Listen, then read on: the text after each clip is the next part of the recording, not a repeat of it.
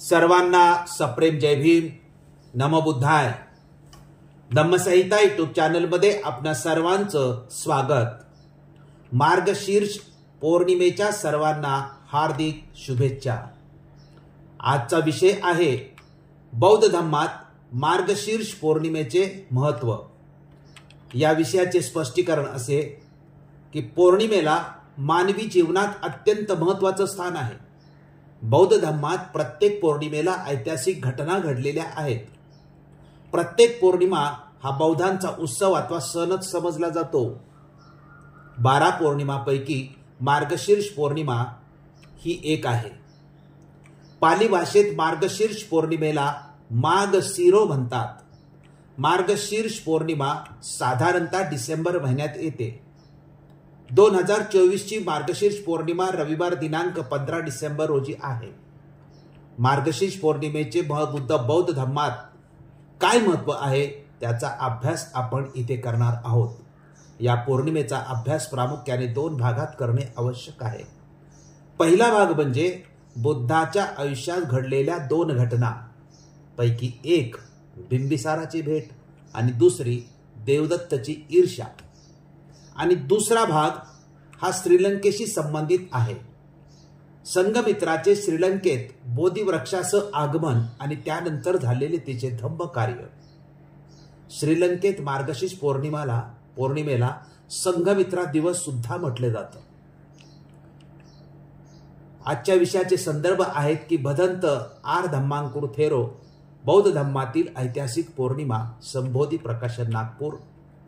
दुसरा आहे significance of the full moon in Buddhism या इंग्रजी पुस्तकाचे अनुवादक सुभाष निळकंठ बोरकर, बौद्ध पौर्णिमा, साक्षी प्रकाशन नागपूर.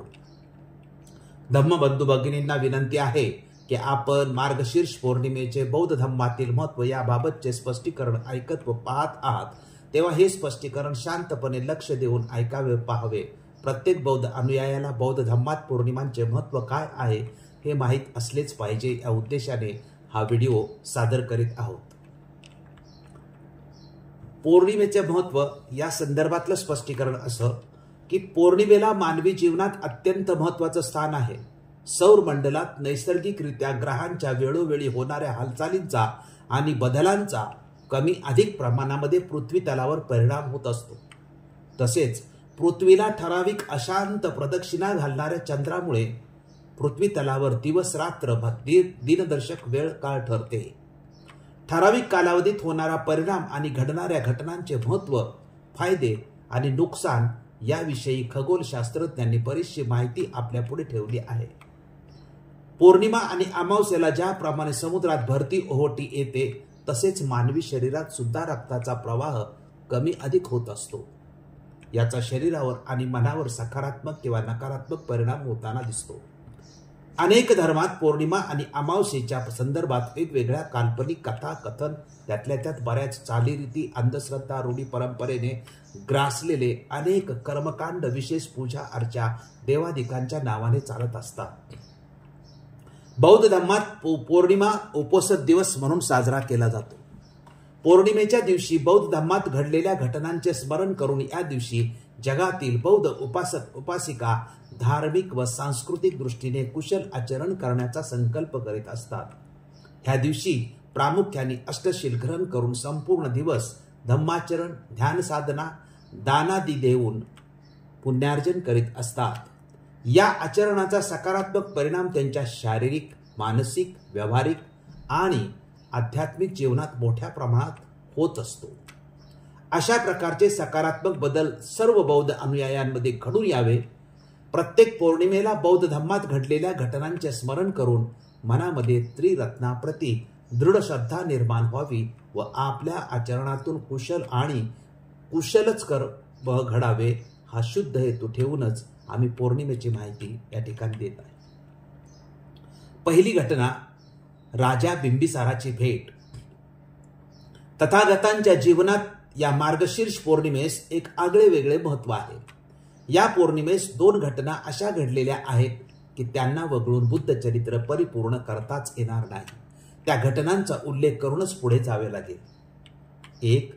सिद्धार्थ गौतम आपल्या महाभिनिष्क्रमणा म्हणजे ग्रहत्यागानंतर कपिलवस्तूवरून निघून अनुपिया, वैशाली, पाटलीपुत्र म्हणजे आजचे पटना आणि नालंदा मार्गे कपिलवस्तूच्या आग्नेय दिशेस बांबू वनाने आच्छादलेल्या 5 टेकड्यांनी वेढलेल्या मगध राजाची राजधानी असलेल्या राजगृहास गेले. कपिलवस्तू ते राजगृह हे अंतर 60 योजन म्हणजे 480 मैल होते. हा सर्व प्रवास बोधिसत्वाने पायी चालत चालत पूर्ण केला. मगध नरेश बिंबिसार वयाने सिद्धार्थापेक्षा 5 वर्षांनी लहान होता. वयाच्या 29व्या वर्षी गौतमाने गृहत्याग केला. जेव्हा त्याची व राजा बिंबिसाराची भेट झाली तेव्हा राजाचे वय अवघे 24 वर्षाचे होते. त्यावेळेस त्यास राजा म्हणून 9 वर्ष झाली होती. त्याच्या वडिलांनी वयाच्या 15व्या वर्षीच त्याचा राज्याभिषेक केला होता. एकूण 67 वर्ष बिंबिसाराने राज्य केले.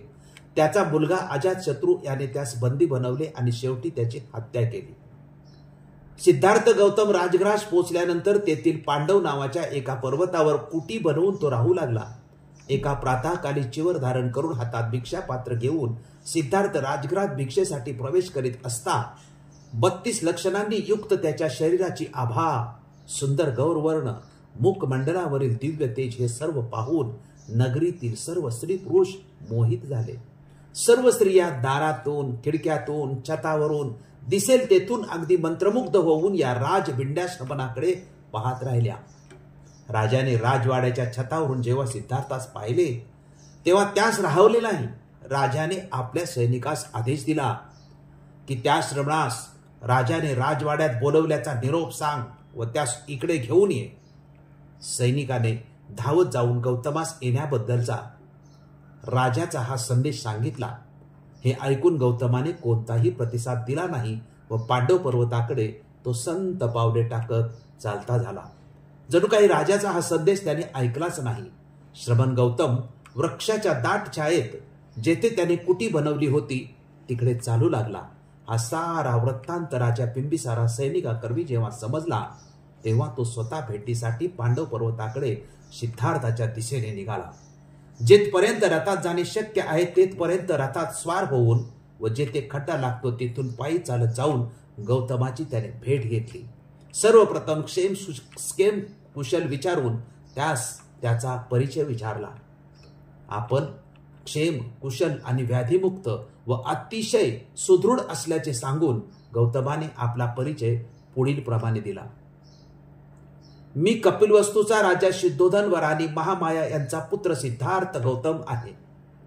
मी आपले सुंदर सुसज्जित महाल, अगणित संपत्ती, विलास, सुखचैन, मऊ विचाने, सुंदर राजशी पोशाख, सुग्रास अन्न, माता पिता आणि त्यांचे राज्य याबरोबरच एक सुंदर पत्नी यशोधरा व एक गोंडस बाळ राहुल या सर्वांचा त्याग करून सत्याच्या शोधासाठी प्रवचित होऊन बाहेर पडलो आहे.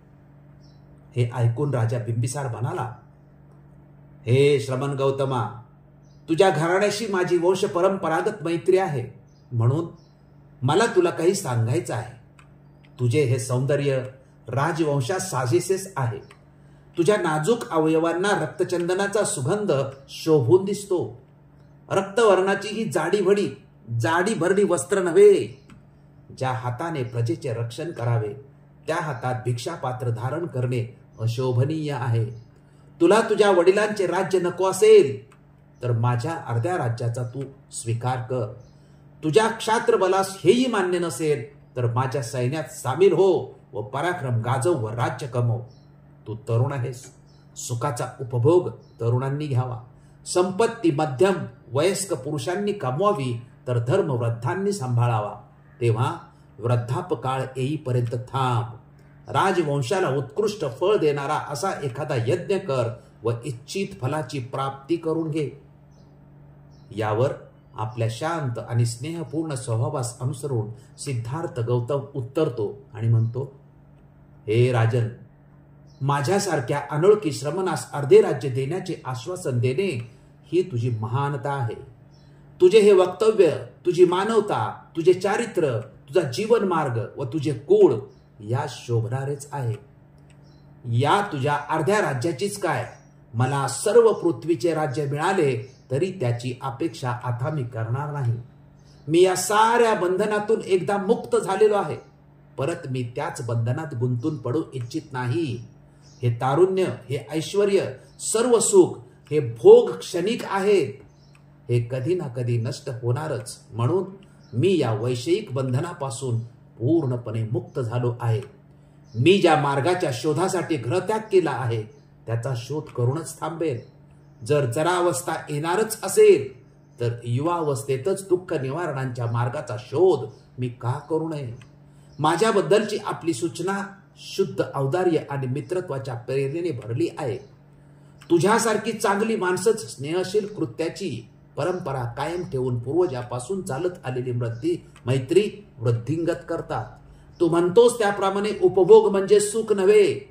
जगात कोणताही मनुष्य संपूर्ण सुखी वा संपूर्ण दुःखी नाही.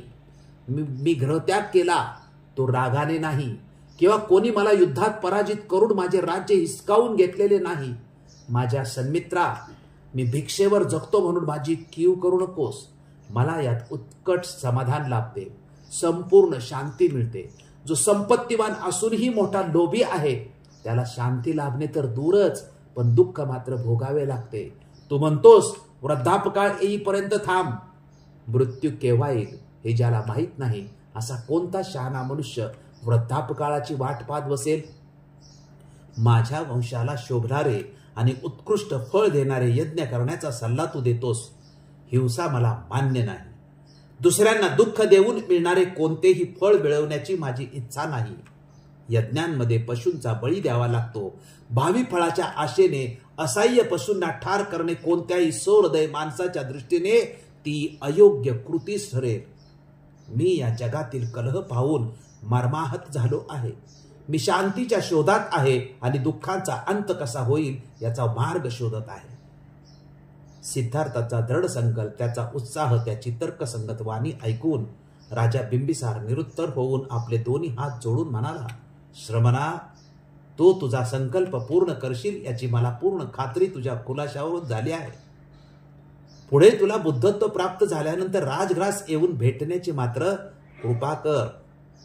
यावर सिद्धार्थ गौतमाने उत्तर दिले की मी सम्यक संबुद्ध बनल्यानंतर तुझ्या राज्यात अवश्य येईन व तुझी भेट घेईन. ही कथा सुत्त निपातातील पब्बा सुत्तात दिली आहे आणि परमशांतीचा मार्ग शोधण्यास सिद्धार्थ गौतम उरुवेलाकडे म्हणजेच बोधगयेला निघून गेला. तो दिवस होता इसवी पूर्व 534च्या मार्गशीर्ष पौर्णिमेचा. म्हणून हा प्रसंग आपण इथे दिलेला आहे. सिद्धार्थाच्या गृहत्यागानंतर थोड्याच दिवसात शाक्य आणि कोलिय यांच्यातील रोहिणी नदीच्या पाणी वाटपावरून सुरू झालेला वाद मिटला. वाद मिटवण्यासाठी शाक्यांनी बरीच आंदोलनही केली. तेव्हा शाक्य संघाने सामोपचाराने वाद मिटवला. हा समाचार गौतमास राजगृहात असताना पंचवर्गीय भिक्खूकडून समजला. शाक्य आणि कोलिय यांच्यातील वाद व त्यामुळे उद्भवणारी युद्धाची परिस्थिती याच कारणाने सिद्धार्थाने गृहत्याग केला होता. आता शाक्य आणि कोलिय यांच्यातील वाद मिटल्यानंतर देखील सिद्धार्थाने परिव्रजेचा त्याग का केला नाही असा प्रश्न उभा राहतो. बराच विचार केल्यानंतर गौतमास असे आढळले की संघर्ष आणि विरोध यांच्यामुळे केवळ वेगवेगळ्या जाती व राजे रजवाडे यांच्यातच नव्हे तर क्षत्रियामध्ये, ब्राह्मणामध्ये, गृहस्थ, माता आणि पुत्र, पुत्र आणि पिता, भाऊ आणि बहीण, मित्र आणि मित्र इत्यादी सर्वांमध्ये स्थायी स्वरूपात असतेच. जगातील कष्ट आणि दुःख यांच्या मुळाशी हा संघर्षच आहे. या सामाजिक संघर्षाच्या समस्येचे मूळ शोधून काढावयाचा व त्याद्वारे दुःख नाहीसे करावयाचा सिद्धार्थाने निर्धार केला होता. म्हणून शाक्य आणि कोलिय यांच्यातील वाद मिटल्यानंतर देखील सिद्धार्थाने परिव्रजेचा त्याग केला नाही. दुसरा प्रसंग किंवा दुसरा क्षण अलारकालाम व उद्धक रामपुत्र आश्रमात सिद्धार्थाचे जे शिक्षण झाले त्याच्या संदर्भातली माहिती थोडक्यामध्ये. राजगृह नगरी सोडून सिद्धार्थ प्रथम भृग ऋषीच्या आश्रमात गेले. तेथे स्वर्ग प्राप्तीसाठी नाना प्रकारची तपस्या करणारे तपस्वी त्यास भेटले.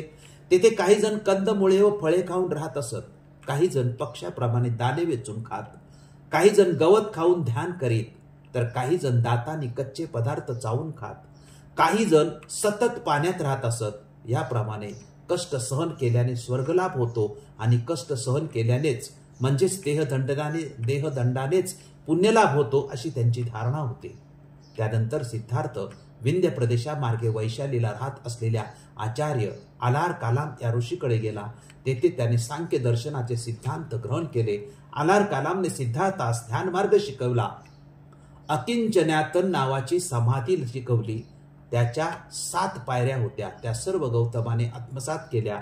श्वासोच्छवासाच्या 3 पद्धती होत्या. एक आनापानसती म्हणजे श्वास नियंत्रणात ठेवणे, दुसरा प्राणायाम म्हणजे पूरक, कुंभक आणि रोचक यावर नियंत्रण, आणि तिसरा समाधी मार्गाचा.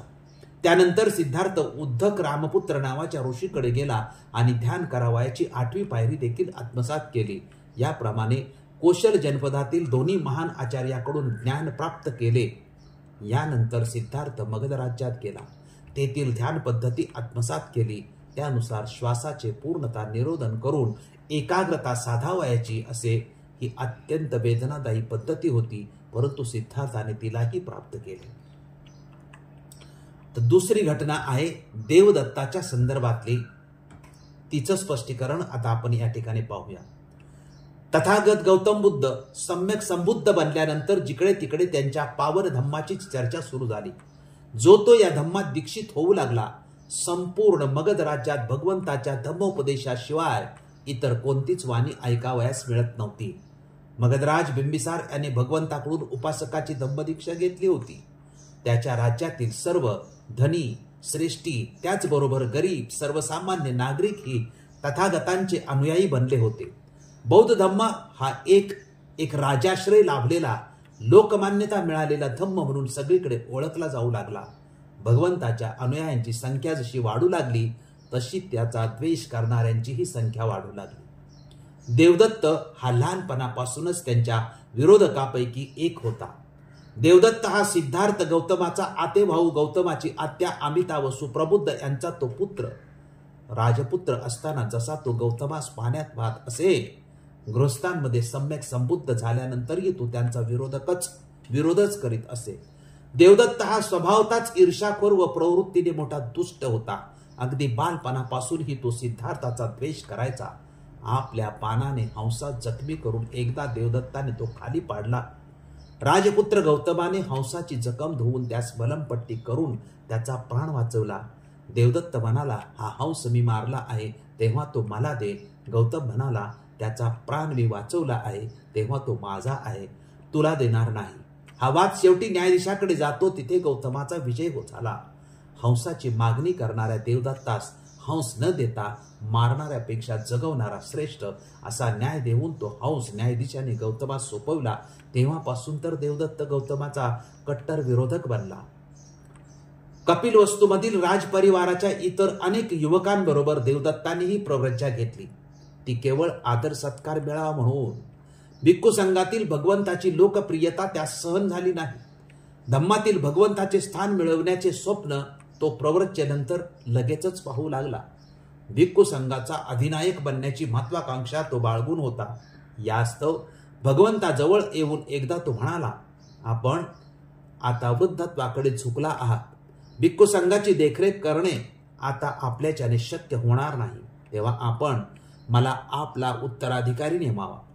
उत्तराधिकारी म्हणून घोषित करण्याच्या या मागणीस नकार देऊन भगवंत म्हणाले, माझ्या पश्चात माझा धम्मच माझा दायाद म्हणजे उत्तराधिकारी व मार्गदर्शक असेल. मुळातच विद्रोही स्वभाव असलेल्या देवदत्तास भगवंताचा हा निर्णय मान्य झाला नाही. भगवान बुद्धांना आणि त्याच्या भिक्खू संघास राजा बिंबिसाराचे संरक्षण प्राप्त होते.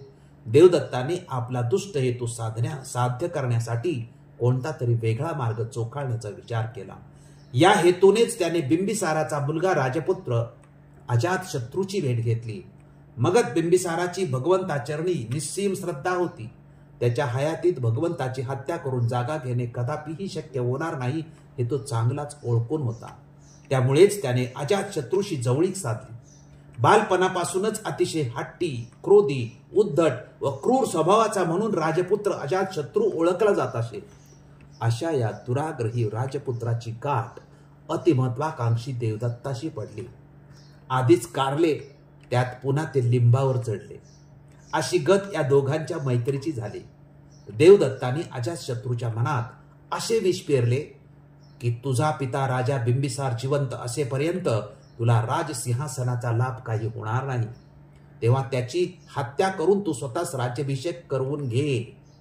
राजसत्तेच्या मोहाने वेडा झालेला अजातशत्रू आपल्या पित्याची हत्या करण्यासाठी त्याच्या महालात हातात कट्यार घेऊन दाखल झाला. या बाबीचा सुगावा राजास आधीच लागल्यामुळे तो सावध झाला व पहारेकरवी अजातशत्रू पकडला गेला. राजा बिंबिसाराने अजातशत्रूस या उपरही क्षमा केली. एवढे झाल्यावर आता बिंबिसाराच्या बाबतीतला अजातशत्रूचा विरोध शमायला हवा होता. पण देवदत्तास तो शमू द्यावयाचा नव्हता, कारण बिंबिसाराच्या मृत्यूशिवाय त्यास तथागतांची जागा मिळणारच नव्हती. म्हणून त्याने पुन्हा अजातशत्रूस भरवले की तुझा पिता जिवंत आहे तोपर्यंत तुझ्या या सिंहासनास धोका आहे, कारण राज्याचा लोभ माणसाच्या मनात केव्हाही उत्पन्न होऊ शकतो. तुला राज्याचा सार्वभौम व्हायचं असेल तर बिंबिसाराला संपव. आणि देवदत्ताच्या पूर्ण आहारी गेलेल्या अजातशत्रूने आपला पिता राजा बिंबिसार यास आधी बंदी बनवले व काही दिवसांनी त्याची हत्याही करवली.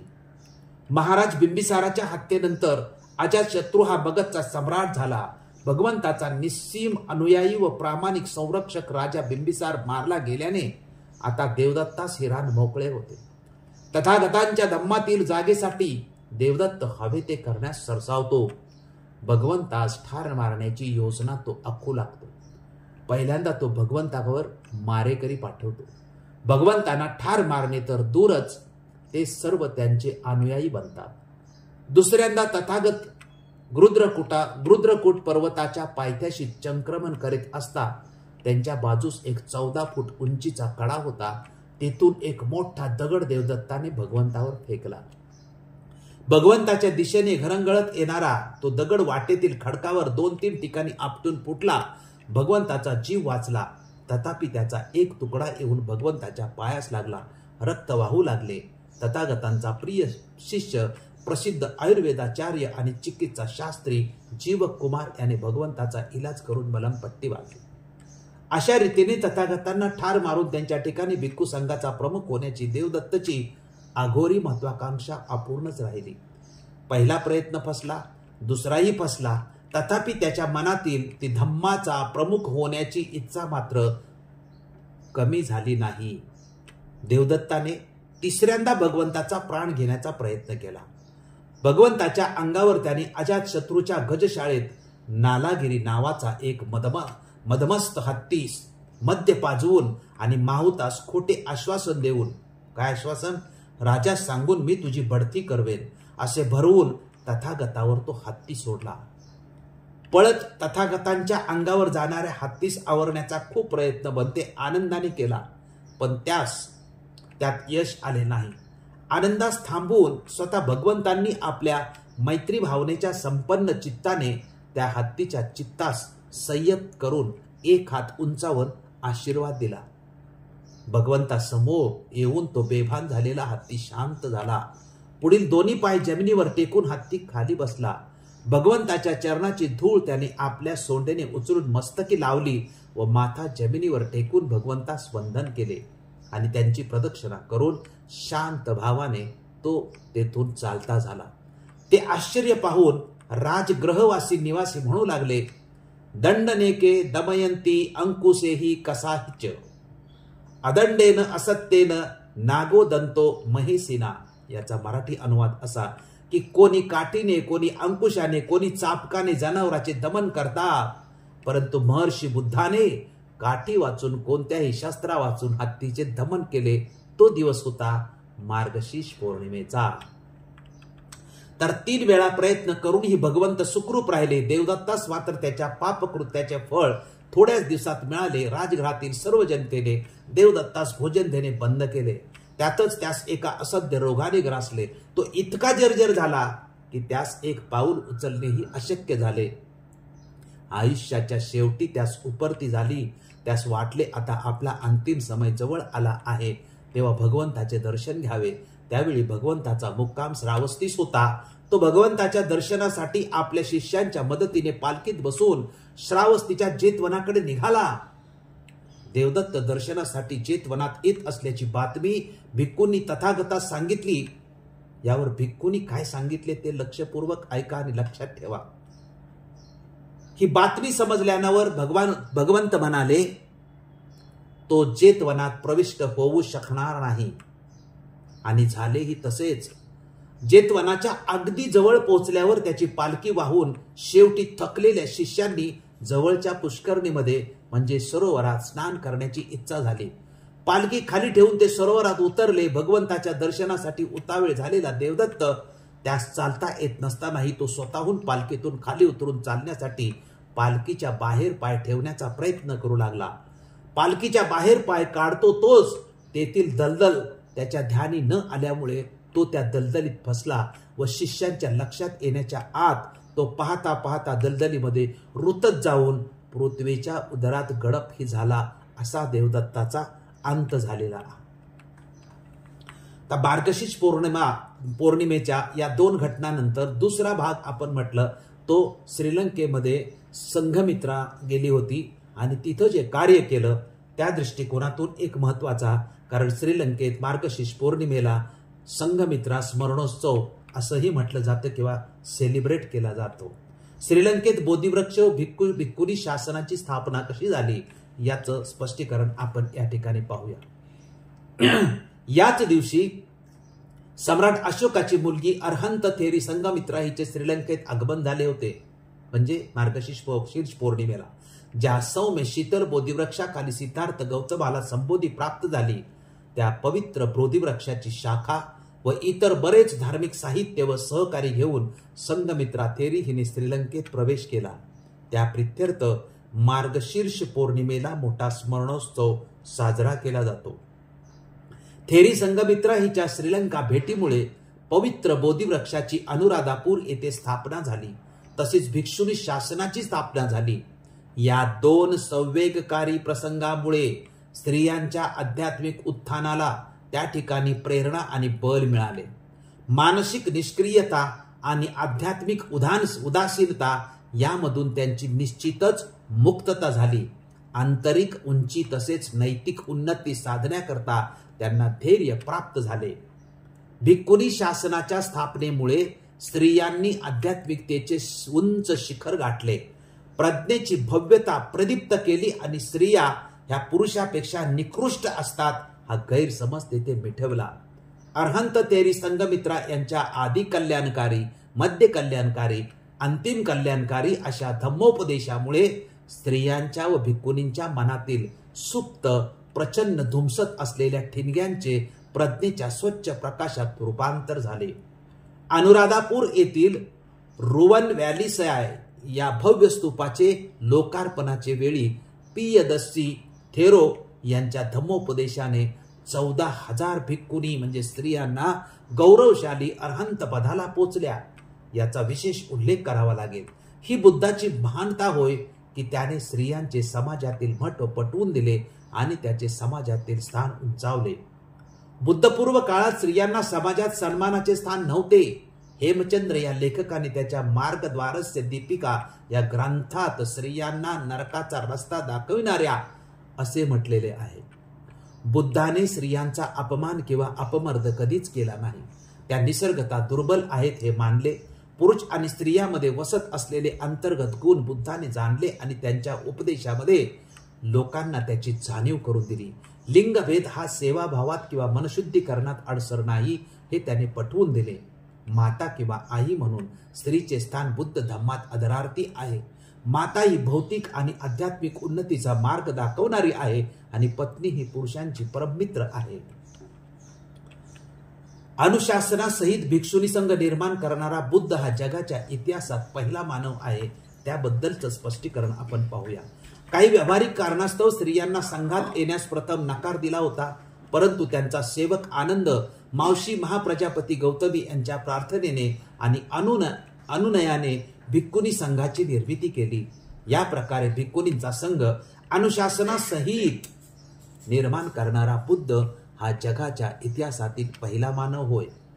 ज्या प्रकारे भिक्खू संघात अरहंत सारिपुत्र व मोगल्लान हे 2 प्रमुख शिष्य होते, त्याप्रमाणे जगातील पहिल्या लोकशाही मार्गाने अस्तित्वात आलेल्या भिक्षुणी संघाच्या खेमा आणि उप्पलवर्णा ह्या प्रमुख भिक्खुनी 2 शिष्य होत्या. आणखी बऱ्याच स्त्री शिष्या व भिक्खुनी होत्या ज्यांना बुद्धाने स्वतः गौरविले होते. श्रीलंकेमध्ये जी स्त्रियांची दीक्षा झाली त्याचे स्पष्टीकरण असे की भगवान बुद्धाच्या या सुप्रसिद्ध शिष्येने म्हणजेच संघमित्राने जे भिक्खुनी शासन स्थापन केले त्याचा आणखी एक परिणाम असा झाला की हजारोच्या संख्येने स्त्रिया गृहत्याग करून भिक्खुनी झाल्या. काशाय वस्त्र धारण करून त्यांनी प्रज्ञा आणि परिपूर्णतेचे उच्च शिखर गाठले. थेरी संघमित्राने श्रीलंकेतील स्त्रियांमध्ये जो अथक उत्साह आणि आध्यात्मिक जोश संचारित केला ते पाहून सुदूर प्रदेशातील लोलुपता आणि यातनांचा त्याग करून शांतीचे आणि पावित्र्याचे जे प्रतीक म्हणून प्रसिद्धी पावले त्या विहारात दाखल झाल्या. उच्च आदर्शाचे जीवन अंगीकारून उत्कृष्ट धम्मोपदेशक म्हणून नावलौकिक मिळवला आणि विनयात प्रावीण्य संपादन केले. श्रीलंकेतील भिक्षुणींचे पांडित्य व विद्वत्ता कशी होती या संदर्भाचं स्पष्टीकरण असं की श्रीलंकेतील दीपोस मध्ये 5 प्रसिद्ध भिक्षुणींचा उल्लेख याची साक्ष पटवते. कळायला अत्यंत दुर्बोध गूढ गहन अशा बुद्ध शिकवणी ज्यात आहेत तो अभिधम्म भिक्षुणींनी अभ्यासिला, त्यात प्रावीण्य मिळवले आणि आपल्या बौद्धिक पराक्रमाची आध्यात्मिक अंतर्दृष्टीची अभिधम्म उत्तम रीतीने आणि मानसिक स्पष्टतेने समजावून सांगून विवेचन क्षमतेची ओळख जगाला करून दिली. ज्येष्ठ तिस्स राजाची राणी हिने श्रोतृवर्गाला ज्या प्रकारे अभिधम्म समजावून आनंदित केले होते त्यावरून हे स्पष्ट होते की बुद्धाच्या पुरुष शिष्यापेक्षा त्या कोणत्याही प्रकारे कमी नाहीत हे त्यांनी दाखवून दिले. त्यांनी गाठलेली अत्युच्च आध्यात्मिक उंची आणि धम्माप्रती असलेली दृढ श्रद्धा ब्रह्मतिस्सच्या म्हणजे श्रीलंकेचा राजा काळात पडलेल्या दुष्काळात बुद्धाची शिकवण अस्तभंग होण्याच्या मार्गावर होती त्या काळात अत्यंत चिवटपणे बुद्ध उपदेशाचे रक्षण सुद्धा करून दाखवले. अनुराधापूर येथील बोधिवृक्ष हा राष्ट्राचे सन्माननीय आध्यात्मिक केंद्र आहे. त्याच्याबद्दलची माहिती अशी की अंगुत्तर निकायात म्हटल्याप्रमाणे ज्यांची अंतर्दृष्टी जागी झालेली नाही आणि धम्माचे अतिसूक्ष्म बारकावे जाणण्याची ज्यामध्ये समज आलेली नाही त्यांना अनुराधापूर येथील बोधिवृक्ष त्यांच्यातील आध्यात्मिक आदेशांचे मूर्त रूप आहे आणि त्यांच्यातील धम्म भावना चेतवण्यास कारणीभूत ठरला आहे. बुद्धाच्या अतुलनीय गुणांचे स्मरण आणि चिंतन अनेक स्त्रियांना व भिक्खुनींना करून देण्याची प्रेरणा बोधिवृक्षामुळे मिळाले. बुद्ध गुणांचे चिंतन केल्याने मनाला शांती व आनंद मिळतोच, त्याशिवाय या श्रद्धेय बोधिवृक्षाने अनेक दुःखितांना संतापत्रस्त लोकांना त्यांच्या दुःख काळात खूप शांती आणि सांत्वना वस्तुता दिली आहे. विरोधाची तमा न बाळगता निर्भय होऊन हे म्हणता येईल की जगात दुसऱ्या कोणत्याही मूर्तीने तीर्थक्षेत्राने एवढी तीव्र धार्मिक श्रद्धा या 22 शतकात मिळवली नसेल. श्रीलंकेच्या इतिहासात बोधिवृक्ष व त्याच्या आसपासचा परिसर हे राष्ट्राचे सन्माननीय आध्यात्मिक केंद्र राहिले आहे. येथे येणाऱ्या प्रत्येक राजाने सोने हिरे जड जवाहीर दागदागिने वाहून आपली श्रद्धा या स्थानाप्रती प्रकट केली. 6व्या शतकाच्या सुमारास हा परिसर जस्त धातूने आच्छादित केला गेला. 10व्या शतकात येथील माती सुपीक केल्या गेली जेणेकरून आणखी बोधिवृक्ष उत्पन्न होऊन जगाला शांती मिळवण्याची प्रेरणा देतील. त्यानंतर हा परिसर भिक्खुनींच्या सुपूर्द केला गेला. निश्चितच श्रीलंकेच्या सर्वात मोठ्या श्रद्धास्थानात या वृक्षाची व तेथील अतिविशाल महाविहाराची गणना होते. श्रीलंकेतील काळोख्या कालखंडात जेव्हा उत्तरेकडील राजांनी आक्रमण केले होते आणि जनतेला पलायन करावे लागले होते त्या काळात भिक्षू आणि भिक्षुणींनी या वृक्षाची महत्ता जोपासली होती. दरवर्षी देशोदेशाची अगणित धार्मिक प्रवासी या स्थळाला भेट देतात आणि त्यांच्या दानातून बोधिवृक्षाभोवती सोन्याचे रेलिंग घातले गेले आहे. श्रीलंकेत सामाजिक व सांस्कृतिक जागृती कशा पद्धतीने झाली त्याबद्दलचं स्पष्टीकरण थोडक्यात. थेरी संघमित्रा हिचे सोबत स्थापत्यशास्त्रातील पारंगत मूर्तिकार चित्रकार रंगकर्मी वैद्यक आणि बुद्ध शासनात प्रतिष्ठित असे साधक यांचे श्रीलंकेत आगमन झाले होते. त्यामुळे श्रीलंकेत सांस्कृतिक जागृती झाली. श्रीलंकेतील तरुण वर्ग सम्राट अशोककालीन कला आणि विज्ञान पारंगतामार्फत प्रशिक्षित झाला आणि त्यांनी केवळ भारतीय कलाकारांची नकल न करता सिंहली आणि लंकेतील नैसर्गिक भौगोलिक वातावरणाशी जुळणारी कलाकृती निर्माण केली. सम्राट अशोकाने ज्या पद्धतीने भारतात बौद्ध तत्वज्ञान राज्यकारभारात आणले आणि त्याच पद्धतीने श्रीलंकेतील राज्यकारभारात बौद्ध तत्वज्ञानाची सांगड घालून लोकसेवा केली. समुद्र किनाऱ्यालगत तेथील लोकांकरता दवाखाने उघडण्यात आले. सुश्रुतांची शस्त्रक्रियेतील निपुणता तसेच चरक संहितेतील औषधी उपाययोजना करून अनेक लोकांना व्याधीमुक्त केले. या मार्गशीर्ष महिन्याच्या पवित्र पौर्णिमेच्या दिवशी महान थेरी संघमित्रा हिचे स्मरण करावे. तिचे नाव व अतुलनीय कार्य सदा स्त्रियांना उच्च आदर्शाचे जीवन कसे जगावे याकरता प्रेरित करीत राहील. सारांश, बौद्ध धम्मात मार्गशीर्ष पौर्णिमेचे महत्व याचा आपण अभ्यास केला. या अभ्यासातून असे अनुमान निघते की बुद्धाचा बुद्धत्व प्राप्ती करून घेण्याचा दृढ संकल्प प्रतीत होतो आणि संघमित्राच्या कार्यामुळे श्रीलंकेत बोधिवृक्ष हे आध्यात्मिक राष्ट्रीय केंद्र बनते. तसेच श्रीलंकेत भिक्षुनी शासन स्थापन होते. आपण बौद्ध धर्मात मार्गशीर्ष पौर्णिमेचे महत्व या विषयाचे विवेचन शांतपणे लक्षपूर्वक ऐकले व पाहिले त्याबद्दल आपणा सर्वांचे मनपूर्वक आभार मानतो. हे विवेचन आपणास आवडले असेल तर आपण हा व्हिडिओ जास्तीत जास्त लोकांपर्यंत पाठवून धम्म प्रबोधनाच्या कार्याला सहकार्य करावे ही विनंती. धन्यवाद. जय भीम, जय अशोक, जय बुद्ध, जय भारत. साधू साधू साधू.